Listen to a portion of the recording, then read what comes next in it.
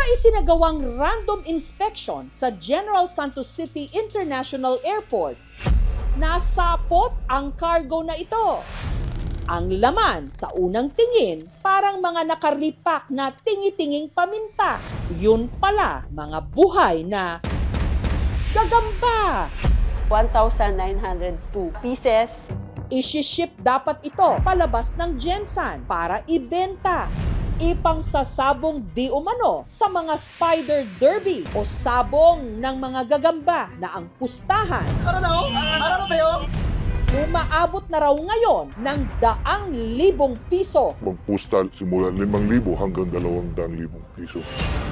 Sa sabong ng mga gagamba, sino ang masasapot? Mabuting insekto kung ituring ang mga gagamba dahil kinakain nila ang mga lamok. Yun nga lang, pati pala sila ginagawang panabong.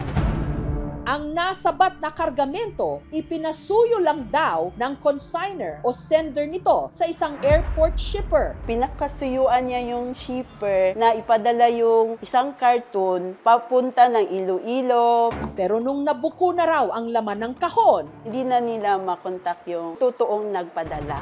ang mga nasabat na gagamba itinurn over sa Senro o sa Community Environment and Natural Resources Office. Ang laman ay mga barn spiders. Scientific name nito is Muscona vigilant. Marami ito sa Gensan kasi nakilala bilang isa sa mga biodiverse region. Nirelease din namin itong mga gagambang ito. Ang bentahan ng mga pambatong gagamba ngayon, pumapaldo! Ang magkaibigang Mark at Brian, hindi nila mga tunay na pangalan, sinusuyod ang masukal na bahaging ito ng kanilang barangay para manghuli ng gagamba. Paglilinaw lang po, nakatakda talaga silang manghuli nung gabing yon at sinamahan lang sila ng aming team. Alas 10 ng gabi, ito yung panahon at oras na naghahanap kami ng gagamba. Ang target natin, 30 pieces na gagamba, okay na. Dala natin po ngayon is flashlight at saka yung karang. Hanggang sa may naispatan sila. Hindi sa gaanong kalakihan, pero kukunin na lang natin. Ito ay pulahan na gagamba. Nabibenta namin ng 10 piso lang. Hindi siya pwede pang derby. Pero hindi raw ito ang kanilang pakay. Ang kailangan daw nila yung mga gagambang mahahaba at makakapalang mga galamay at may katamtamang katawan. Mabilis sila kung sa labanan. Maya-maya pa, si Brian nakahuli ng gagamba na kung tawagin nila, maisan. Pasok talaga sa Excel yung laki niya. Pantay kasi yung katawan niya. Mahaba yung galamay at saka yung tiyan niya malaki. Nakahuli rin siya ng 2 pang gagamba na kulay gray na kung tawagin naman daw, abuhan. Good size yung katawan niya. Sinto na to. Si Mark naman, 2 tigrehan ang nadakip. Hindi gaanong malaki yung tiyan. Kaya sa naging tigrehan kasi yung likod niya po parang tigre. May mga nahuli rin silang gagambang itiman. Derby size 70, 80 at kung maganda yung buyer, 100 pa. Matapos ang 2 oras, ang kanilang mga nahuli, 30 mga gagamba. Nasa mga 500 to package still na to. Pagka-uwi, ipinatong sa tabong may tubig. Para hindi langgamin. Pag nilanggam kasi, mamatay sila. Ang presyo ng mga gagamba, nakadepende raw sa laki nito. Kung hack fight, nasa 20 to 30 pesos kada isa. Pag hackfight, tansahan lang. Kung magkapareha sila ng galamay, magang katawan. Ang mga derby size naman, na may katamtamang katawan, pumapalo raw ng 50 to 100 pesos. Ang kinikita raw nila sa pagbebenta ng gagamba mula 800 to 1,000 pesos. Mas malaki ang kita sa pagbebenta ng gagamba kaysa pagtatrabaho ko. Ginagawa ko ang paghahanap ng gagamba kasi no choice kaysa gagawa ka naman ng mga illegal. Sir, di ba illegal din yung paghuhuli ng gagamba? Oo, alam naming illegal.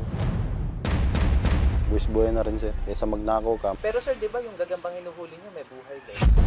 Yun lang ang isang ding pagkakamali na nagawa namin. Si Jeff, hindi niya rin tunay na pangalan, dati raw dealer at buyer ng mga gagamba. Kung pagtagi-100, papatong dealer rin ng 50, 100 na, hanggang 200 bawat piraso.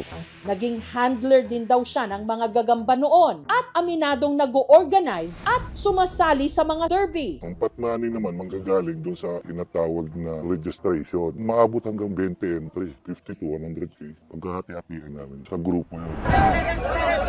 Hindi raw biro ang ibinababa ritong pusta. Simula 5,000 hanggang 200,000 piso. Isa po sa nasali nun na nahuli. Kaya yun, tapos mainit na. Uminto na ako, matagal na. Yung trade, transport, at saka collection pinagbawal sa ating batas. Ang nilalabag natin is RA 9147, yung Wildlife Conservation and Protection Act. Other threatened species siya. Para sa ating gobyerno, napapayagan nga yung mga kasino, napapayagan yung pagsasabong ng manok. Bakit hindi na lang din payagan tong libangan ng mga tao na pagsasabong ng mga gagamba? They are very important in sustainability as well. Kinakain nila yung mga lamok, yung mga langaw. May karapatan itong mga hayop na ito na dapat natin protektahan. Subukan namin talaga maginto. Ang sabong ng mga gagamba, simpleng libangan lang noon ng mga kabataan. Ngayon, nauwi ng big time na sugal.